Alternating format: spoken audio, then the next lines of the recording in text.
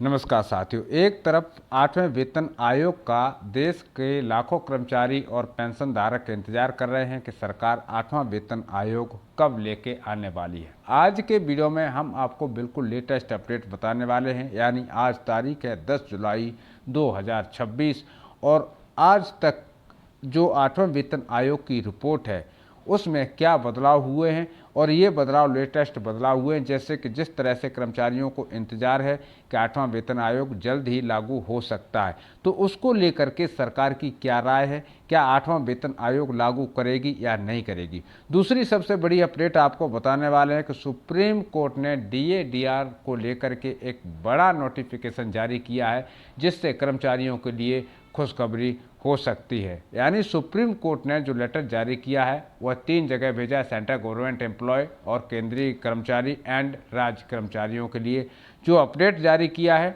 तो वो अपडेट सभी कर्मचारियों के लिए राहत भरी अपडेट हो सकती है। तो साथी भाइयों, वीडियो को अंत तक देखें और यदि आप चैनल पर पहली बार विजिट कर रहे हैं तो आपसे अपील है कि चैनल को सब्सक्राइब कर लें, बेल आइकन को भी ऑल पर प्रेस कर दें, जिससे कि आने वाले हर वीडियो की अपडेट आप तक पहुंचती रहे। और साथी भाइयों से निवेदन है कि इस वीडियो को ज़्यादा से ज़्यादा लोगों में ज़रूर शेयर करें, ताकि ये इन्फॉर्मेशन सभी तक पहुंच सके और उनको भी पता चल सके कि आखिरकार सरकार उनके साथ में क्या गेम खेल रही है। चलिए दोस्तों, आपको बताता हूँ खबर नंबर 1। यानी जैसे कि आप सभी कर्मचारियों को इंतजार है कि आठवां वेतन आयोग सरकार कब लेके आ पा रही है। एक तरफ तमाम जो मंत्रीगण हैं, विपक्ष के भी हैं और तमाम पूर्व अधिकारी भी हैं जो आठवें वेतन आयोग को लेकर के प्रेस कॉन्फ्रेंस में शामिल हो रहे हैं। प्रेस कॉन्फ्रेंसें चल रही हैं, कर्मचारियों से सुझाव पूछे जा रहे हैं, लेकिन उन सुझावों का मकसद क्या है? क्या सुझाव कोई सुन रहा है, या सुझाव जो कर्मचारी दे रहे हैं वेबसाइट के माध्यम से, क्या उन सुझावों पर कोई नोटिस जारी हो रहा है?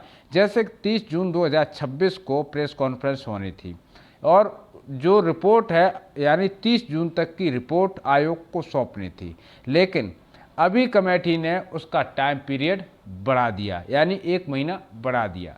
पहली बार आयोग ने रिपोर्ट सौंपने के लिए कहा, जबकि फाइनल रिपोर्ट का जो समय था वह 18 महीने का दिया गया था। यानी 18 महीने के अंदर आठवें वेतन आयोग की कमेटी रिपोर्ट आयोग को सौंपेगी।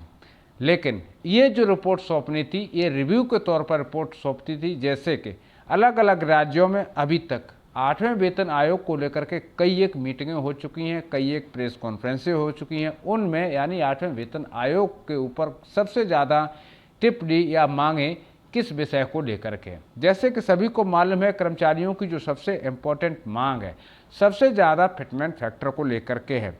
और जहाँ पर भी प्रेस कॉन्फ्रेंस होती है और जो भी निरीक्षक या आयोग के अधिकारी प्रेस कॉन्फ्रेंस में हिस्सा लेते हैं, उन सभी के बीच में यही अपील होती है कि फिटमेंट फैक्टर विशेष रूप से बढ़ाया जाए। कर्मचारियों को और पेंशन धारकों को अच्छी वृद्धि तभी हो सकती है जब फिटमेंट फैक्टर में इजाफा होगा।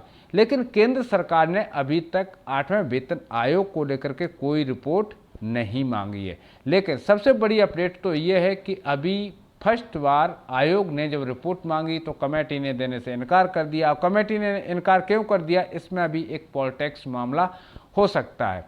लगभग 2025 नवंबर में टर्म्स ऑफ रेफरेंस, 3 नवंबर को टर्म्स ऑफ रेफरेंस जारी किया गया था, तब से आयोग निरंतर कार्य कर रहा है।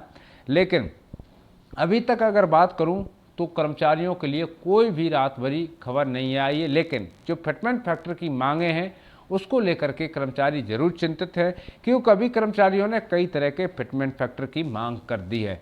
आपको बता दें कि फिटमेंट फैक्टर 2.57 और फिटमेंट फैक्टर 3.83 की जो अभी रिपोर्ट चल रही है, जिसमें से लगभग जो आयोग ने अभी तक मेंशन किया है, जैसे कि आठवें वेतन आयोग की कमेटी है और जो रिपोर्ट आयोग को सौंपनी है, उसमें 2.57 का जिक्र किया गया है, लेकिन 3.83 का कोई भी जिक्र नहीं किया गया है। तो साथी भाइयों, आप लोगों को जो उम्मीद है कि जो सरकार अच्छी सैलरी बढ़ाने वाली है और आठवां वेतन आयोग एक अच्छा वेतन आयोग होने वाला है, तो उम्मीद आपके लिए दुखदाई हो सकती है, क्योंकि सरकार इतना अच्छा वेतन आयोग कभी नहीं दे सकती है। जितने भी आज देश में कर्मचारी हैं, अर्धसैनिक बल हैं, स्टेट गवर्नमेंट के एम्प्लॉय हैं, आज उनको यानी 2004 के बाद बहुत सारे कर्मचारी ऐसे हैं जिनको पेंशन लागू नहीं है, यानी 2004 के बाद जितने भी कर्मचारी हैं उनको पेंशन लागू नहीं है, बशर्ते इंडियन आर्मी सोल्जर्स के लिए ओनली फॉर पेंशन लागू। बाकी किसी भी डिपार्टमेंट में 2004 के बाद जिसने सर्विस ज्वाइन किया उसकी पेंशन खत्म है। ये कौन ख़त्म करने वाले हैं? तो ये पेंशन ख़त्म करने वाली बीजेपी ही सरकार है। यानी अटल बिहारी वाजपेयी के समय ये अनाउंसमेंट हुआ था कि 2004 के बाद में जो भी गवर्नमेंट एम्प्लॉयर हैं सभी की पेंशन बंद की जाती है, बशर्ते भारतीय सेना को छोड़ करके। तो अगर सरकार पेंशन बंद कर सकती है तो सरकार फिर कभी भी कर्मचारी हित के लिए काम नहीं कर सकती है। और ये बात आप सभी को अच्छी तरह से मालूम है कि बीजेपी सरकार कर्मचारी विरोधी सरकार है, कर्मचारियों को कभी कुछ नहीं देती है। अब कहने को तो कुछ भी हो, लेकिन अभी जो आंकड़े निकल के सामने आ रहे हैं वो फिटमेंट फैक्टर 2.57 के आ रहे हैं और सरकार ने अभी तक एक भी प्रेस कॉन्फ्रेंस नहीं किया है, जबकि 30 जून को जो रिपोर्ट आयोग को सौंपनी थी उसका टाइमलाइन से बढ़ा दिया गया है, यानी अब वो रिपोर्ट 31 जुलाई को आयोग को सौंपनी होगी। अब उस रिपोर्ट के सौंपने से क्या होगा, तो जिन मुद्दों पर अहम बातचीत होने होगी उस पर रिव्यू किया जाएगा और 2027 लास्ट तक हो सकता है कि 8वां वेतन आयोग भी लागू कर दिया जाए। अब मैं बात करता हूं कि सरकार की तरफ से जो DA/DR को लेकर के रिपोर्ट है वह क्या, उसके बाद में सुप्रीम कोर्ट से जो नोटिफिकेशन जारी हुआ उस पर बात करेंगे। दोस्तों, सभी कर्मचारियों को इंतजार है कि जुलाई 2026 में DA लगभग 4% बढ़ने की संभावना है। उम्मीद के साथ कर्मचारी बैठे हुए हैं। जैसे कि AICPN के आंकड़े जब जारी हुए थे उसी वक्त ये पता लग गया था कि कितना परसेंटेज DA में वृद्धि हो सकती है। कर्मचारियों के हिसाब से लगभग 3 से 4 गुना की वृद्धि हो सकती है। वहीं अगर AICPN आंकड़ों को देखे या रक्षा मंत्रालय के आंकड़ों को देखे तो लगभग जिस तरह से देश में महंगाई बढ़ी है उस तरह से लगभग 3 से 4% महंगाई भत्ता बढ़ सकता है। अब बात करते हैं कि सुप्रीम कोर्ट का लेटर क्या कहता है, कर्मचारियों के लिए क्या गाइडलाइंस लेके आया है, कर्मचारियों के विषय में सुप्रीम कोर्ट और हाई कोर्ट का क्या दिशा निर्देश है। साथी भाइयों, गवर्नमेंट ने जब अभी कॉन्फ्रेंस किया तो उसमें कर्मचारियों की जो मांगें थी उसको लेकर के बड़े मुद्दे उठाए गए। उसमें से एक मुद्दा और था, यानी 18 महीने DA/DR का, उसके बाद में इक्वल MSP का। तो इक्वल MSP का जवाब देते हुए सरकार ने कहा है कि इक्वल MSP में हमने 2 गुना से भी ज़्यादा वृद्धि कर दी है, जिसके आंकड़े जारी हो चुके हैं और वो वेतन आयोग के साथ ही लागू होगी।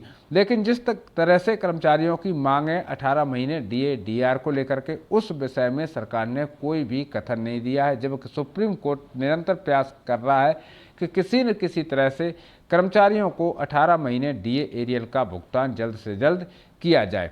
क्योंकि सरकार ने ये भी कबूल किया है कि जो 18 महीने का DA एरियल है उसमें हो सकता है कि 8वें वेतन आयोग के साथ में कर्मचारियों का 9% DA बेसिक पे में मर्ज हो जाए। जो कर्मचारी रिटायरमेंट जा चुके हैं उनको वो बढ़ा हुआ DA एरियल के रूप में कर्मचारियों को मिल सकता है। तो ये उम्मीद की जा रही है कि जो 18 महीने का DA/DR की मांग निरंतर कर्मचारी कर रहे हैं उसमें भी इजाफा हो सकता है, जिस तरह से सरकार का अनाउंसमेंट है और सुप्रीम कोर्ट की मेहनत है। हालांकि सुप्रीम कोर्ट का दरवाज़ा हमारे जितना भी पेंशन धारक हैं वह जाके खटखटाते हैं और जो मांगे हैं उनके विषय में बातचीत करते हैं।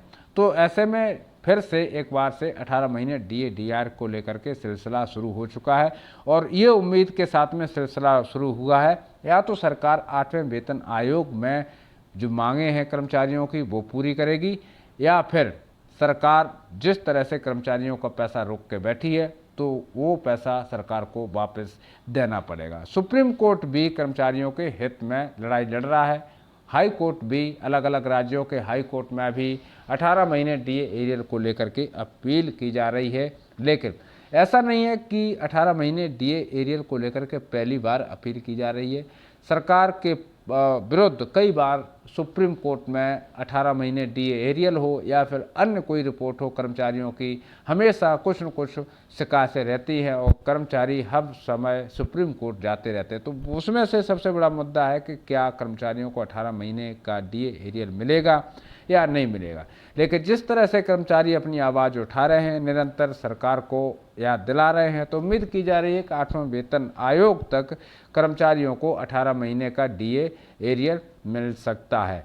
उससे बड़ी जो अपडेट है कि जुलाई में भी 4% का डीए इजाफा हो सकता है। ये अपडेट राज्य कर्मचारी, सेंट्रल गवर्नमेंट एम्प्लॉय और केंद्रीय कर्मचारी यानी वे देश में जितना भी प्राइवेट और पेंशन धारक, सरकारी नौकरी, सभी पेंशनर और कर्मचारियों के लिए ये अपडेट है कि 18 महीने का डीए एरियल मिल सकता है और 8वें वेतन आयोग में भी 2.57 का फिटमेंट फैक्टर जारी हो सकता है। उसके बाद में जो भी अपडेटें हैं सबसे पहले हमारे चैनल के माध्यम से आपको देखने के लिए मिलेंगी।